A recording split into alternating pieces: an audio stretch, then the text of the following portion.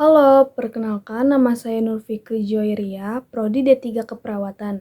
Di sini saya akan menjelaskan tentang sistem pernapasan. Sistem pernapasan itu ada inhalasi. Inhalasi yaitu menarik napas.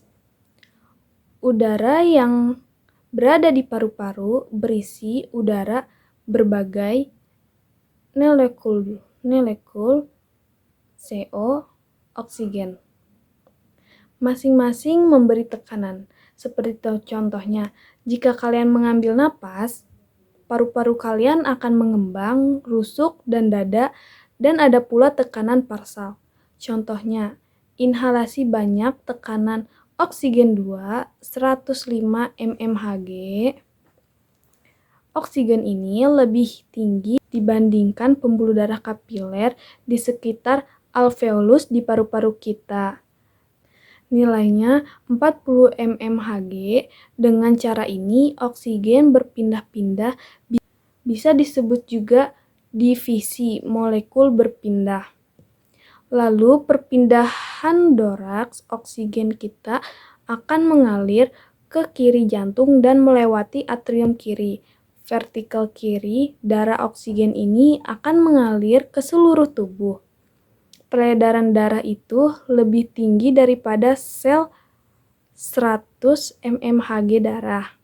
Sel 40 mmHg, lalu oksigen sel ini akan menjalankan siklus metabolisme untuk menghasilkan energi. Selain energi oksigen, sel ini terdapat CO, dapat mengakibatkan asam sehingga harus dikeluarkan CO akan dipindahkan ke pembuluh darah, lalu melewati jantung kanan, atrium vertikal kanan, dan memompa paru-paru dan terjadinya proses ekslansasi atau buang napas.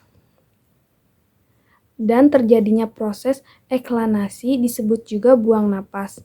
CO ini yang berada di paru-paru, pertukaran gas terjadi 3 lock, yaitu pertukaran gas udara luar, pertukaran gas oksigen dan CO, dan pertukaran gas oksigen dan CO dan pembuluh dan sel-sel. Udara dapat masuk ke sistem mulut kita, pernapasan melalui hidung atau mulut. Apa sih perbedaan udara yang dihirup lewat hidung dan mulut? Pernapasan melalui hidung akan melalui lubang hidung, depan rongga hidung. Di dalamnya udara akan melewati rambut hidung kita sehingga udara akan bersih jika melewati hidung dan mulut. Tidak mempunyai sistem filtrasi seperti hidung sehingga jika melewati mulut tidak sebersih hidung. Di dalamnya terdapat perpanjangan yang terdapat dari dinding samping hidung kita ada 3, yaitu superior atas, tengah, inferior bawah. Terdapat celah atau jalur yang tipis. Udaranya yang dihirup akan berputar-putar di daerah meletus dan nasal konchea. Udara ini akan ada perubahan seperti hangat karena terpapar pembuluh darah yang mentransfer ke udara ini, dan terdapat sel Goblet berfungsi melembabkan udara 3 penciuman yaitu epitel. Jadi melalui apapun itu, udara yang akan masuk ke tenggorokan, di tenggorokan ada 2 jalur depan dan belakang melalui depan, yaitu larynx, yaitu yang menciptakan suara kita. Selanjutnya trachea yang terhubung ke paru-paru kanan kiri. Halo, di sini saya akan menjelaskan tentang sistem pencernaan. Sistem pencernaan itu melalui mulut, kerongkongan, lambung, usus halus, usus besar, dan anus. Fungsi saluran cerna secara umum berfungsi jalan makanan, timbun makanan, cerna makanan, absorpsi zat makanan, ekskresi sisa makanan. Yang pertama itu ada mulut, gigi, dan lidah. Lidah berfungsi membantu mencampur dan menelan makanan. Ada pula mempertahankan makanan berada di antara gigi saat mengunyah. Dan sebagai alat pengecap karena mengandung banyak reseptor pengecap. Di dalamnya itu ada juga kelenjar ludah, menyekresikan salvina atau air liur. Salvina adalah kandungan 99,5% air, 0,5% protein dan elektrolit. Tubuh manusia menghasilkan 1.500 cc per hari. Fungsinya memudahkan proses menelan, membasahi mulut, membantu proses bicara, menegah mulut kering. Fungsinya itu memudahkan proses menelan, membasahi mulut, membantu proses bicara, mencegah mulut kering. Larutan molekul yang merangsang reseptor kecap. Mengandung enzim ptyalin yang dapat mengubah amilun menjadi maltosa, antibakteri atau membunuh mikroorganisme, dan juga mempertahankan pH mulut. Lalu ada kerongkongan. Kerongkongan bergeraknya bolus atau gumpalan makanan dari mulut ke lambung melalui kerongkongan disebabkan adanya gerak peristaltik pada otot dinding kerongkongan. Gerak peristaltik terjadi karena adanya kontraksi otot secara bergantian pada lapisan otot yang tersusun menjadi atau melingkar. Kerongkongan itu saluran tipis, panjangnya 25 cm, jalan bolus dari mulut ke lambung. Ciri-ciri lambung manusia ada juga yang mekanis, yaitu kontraksi otot lambung mengakibatkan makanan atau bolus teraduk dan tercampur menjadi bubur. Atau kimiawi, yaitu getah yang dihasilkan oleh kelenjar yang terletak pada dinding lambung mengakibatkan rangsangan bolus saat masuk ke lambung. Zat pada getah lambung itu ada 4. Yang ke-1, asam lambung. Asam lambung mematikan bakteri pada makanan, mengubah sifat protein, merangsang keluarnya sekretin, merangsang empedu agar mengeluarkan getahnya, mengaktifkan enzim pepsinogen menjadi pepton. Yang kedua ada enzim pepsin, merombak protein menjadi pepton. Yang ketiga, enzim renin, mengaktifkan kaseinogen menjadi kasein. Dan yang keempat, hormon gastrin, merangsang sekresi getah lambung. Dan ada juga usus halus. Tahap 1, setelah makanan dicerna oleh lambung, makanan akan melalui jalan keluar lambung menuju usus 12 jari yang membentuk klep yang disebut pyloric. Tahap yang kedua, setelah melewati usus 12 jari, makanan akan masuk ke dalam saluran intestinum berikutnya, yaitu jejunum atau usus kosong. Dan tahap yang ketiga, terjadi penyerapan di usus penyerapan atau ilimun melalui villi dan kemudian masuk ke dalam pembuluh darah untuk selanjutnya diedarkan ke seluruh tubuh. Usus 12 jari itu berisi cairan empedu yang dihasilkan oleh hati dan berguna untuk mengemulsikan lemak. Usus halus yaitu usus penyerapan terdapat banyak lipatan yang disebut villi, berfungsi memperluas permukaan usus sehingga proses pencernaan menjadi lebih sempurna. Bagian usus besar.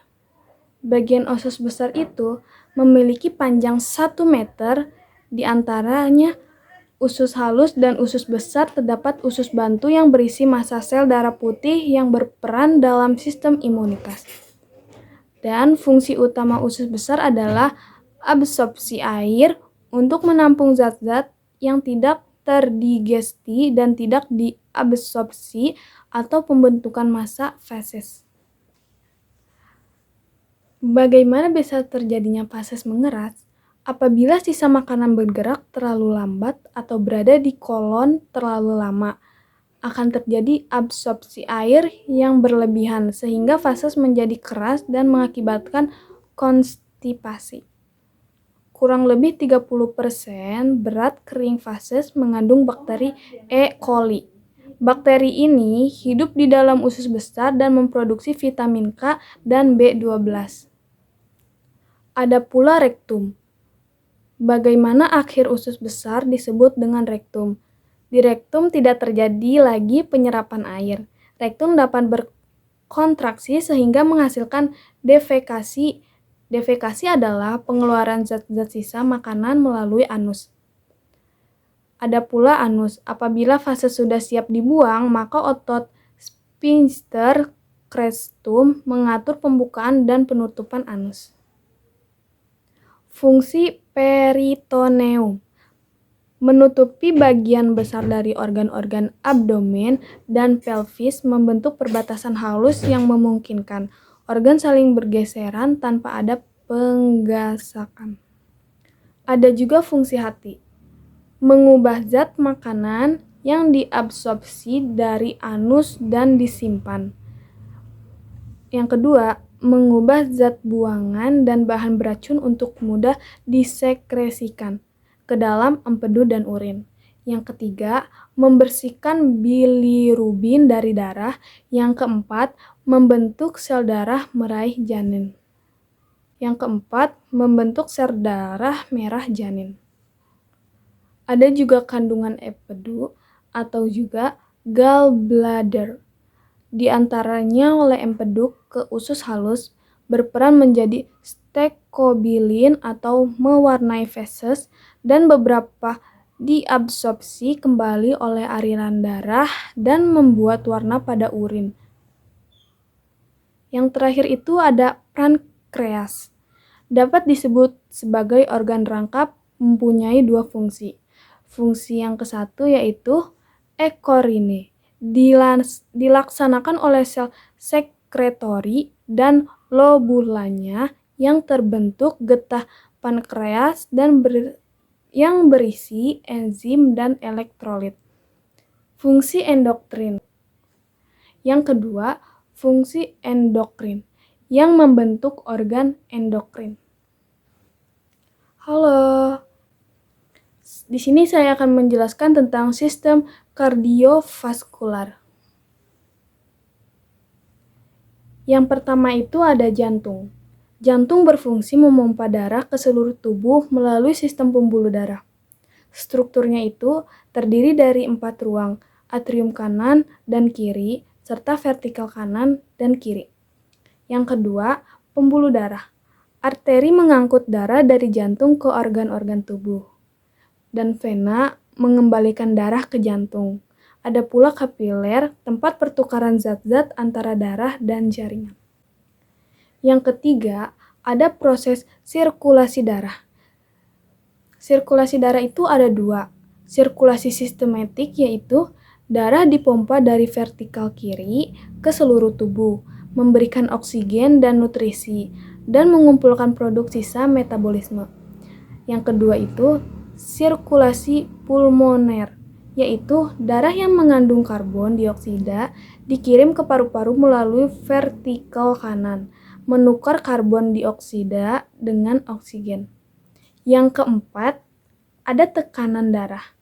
Tekanan darah itu ada sistolik, yaitu tekanan saat jantung berkontraksi dan memompa darah.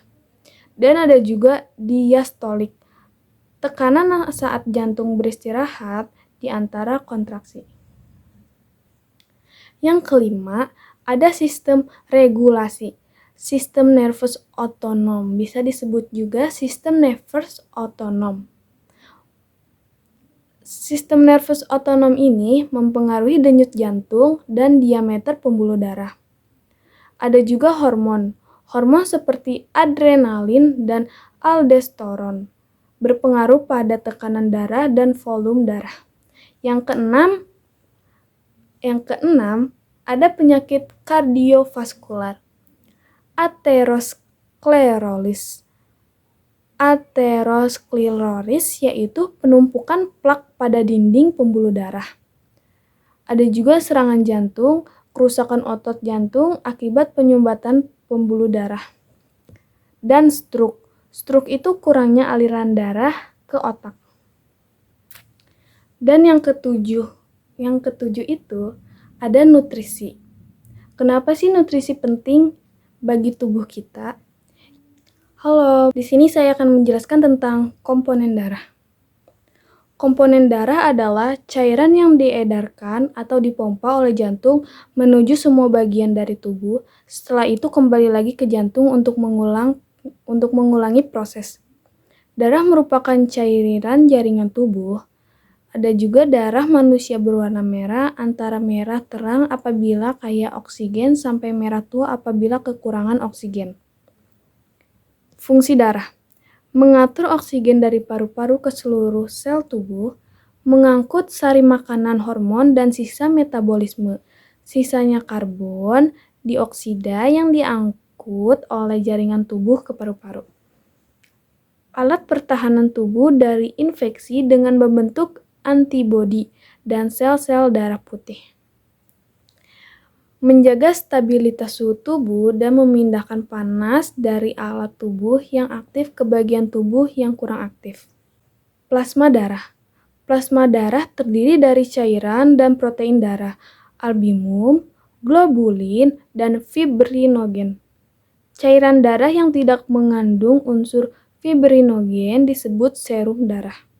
Protein globulin merupakan penyusun antibodi yang melawan benda asing atau antigen. Tiap antibodi bersifat spesifik terhadap antigen. Macam-macam antibodi berdasarkan cara kerjanya. Antibodi yang mengendapkan antigen sampai peptidin, antibodi yang menguraikan atau mencegah antigen sampai lisin, antibodi yang menawarkan racun atau antitoksin. Yang pertama itu ada sel darah. Eritrosit merupakan bagian utama dari darah.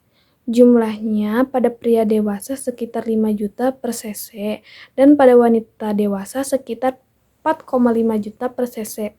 Bentuknya bikonkav serta berwarna merah disebabkan oleh hemoglobin. Umur eritrosit 120 hari. Setelah itu akan dirombak di dalam hati menjadi bilirubin dan biliverdin atau zat warna empedu. Penyakit kekurangan eritrosit adalah anemia. Dan yang kedua, ada sel darah putih, yaitu leukosit tidak menggantung hemoglobin sehingga tidak berwarna merah. Jumlah leukosit 7.000 sel per mili darah. Leukosit bersifat fagosir atau pemakan benda asing atau kuman yang masuk ke dalam tubuh. Penyakit kekurangan leuksin adalah leukopenia, sedangkan penyakit kelebihan leukosin adalah leukemia. Fungsi leukosit yaitu menghancurkan kuman, penyakit, dan zat asing secara fagositosis, mengangkut lemak dan menghasilkan histamine atau zat yang berperan dalam timbulnya alergi, dan melumpuhkan karena penyakit yang berada di luar darah. Ada juga trombosit. Trombosit disebut juga platelet atau keping darah. Merupakan sel kecil yang ada dalam darah, berfungsi untuk membantu pembentukan bekuan darah sehingga dapat menghentikan pendarahan yang terjadi. Kepingan darah berukuran kecil, bentuknya tidak beraturan. Terdapat 200-400 butir per mili darah. Tidak berinti sehingga berumur pendek, masa hidupnya 10-12 hari. Penyakit kekurangan trombosit adalah hemophilia. Dan ada pula golongan darah. Golongan darah adalah pengklasifikasian darah dari suatu individu berdasarkan ada atau tidak adanya zat antigen warisan pada permukaan membran sel darah merah. Hal ini disebabkan karena adanya perbedaan jenis karbohidrat dan protein Segitu saja video yang saya sampaikan tentang sistem organ tubuh. Hal ini disebabkan karena adanya perbedaan jenis karbohidrat dan protein pada permukaan membran sel darah merah tersebut. Meskipun semua jenis darah tampak sama, tetapi kandungan proteinnya sangat beragam. Apabila protein asing yang tidak sesuai masuk ke dalam tubuh, maka tubuh akan berusaha membunuhnya dengan cara menggampalan atau aglutinasi. Protein tersebut dinamakan antigen atau aglutinogen. Penyebab timbulnya zat penolakan dinamakan antibodi atau aglutinin. Golongan darah itu ada A, B, AB, dan O. Kalau aglutinogen itu ada A, B, A, dan B. Dan juga ada aglutinin yaitu B, A, dan B. Kurang lebihnya mohon maaf. Terima kasih.